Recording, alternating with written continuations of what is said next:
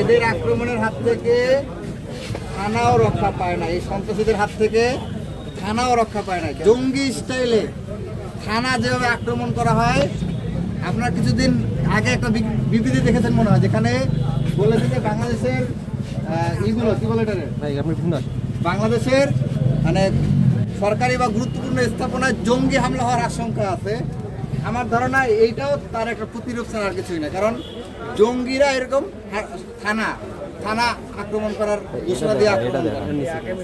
তো এই যে এই ঘটনা দেখেন, এই যে থানায় তাদের হাত থেকে থানাও রক্ষা পায় নাই, এটা জঙ্গি আক্রমণ ছাড়া আর কিছুই না।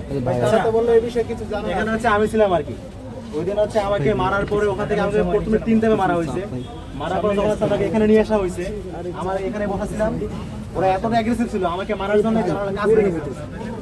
আমার সামনে এভাবে আক্রমণ করে, তারা এখানে বলতেছে তারা জানেই না। আপনি চিন্তা করেন, একজন উচ্চপদস্থ কর্মকর্তা সে জানে না তার থানায় কি হয়েছে না হয়েছে, এটা আমাদের বিশ্বাস করতে হবে।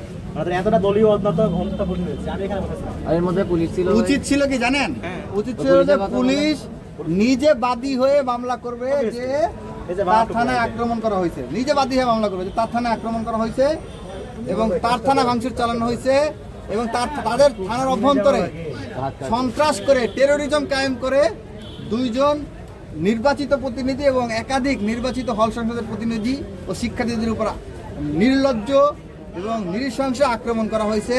তাদের থানার অভ্যন্তরে ঢুকে এবং থানা ভাঙচুর করানো হয়েছে।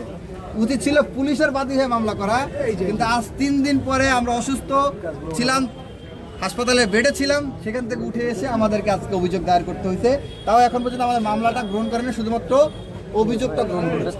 আমরা দেখতে চাই, আমাদেরকে জানিয়েছে, তারা আমাদেরকে জানাবে। গাছগুলো এখনো নিচে পড়ে আছে, গাছগুলো এখনো নিচে, আপনারা দেখেন নিচে, দেখেন নিচে এখনো পড়ে আছে। তারা কতটা নির্লজ্জ মিথ্যা করছে তারা নাকি জানেই না। একদম রাস্তাটা আপনার প্রমাণ দেখে ঠিক আছে।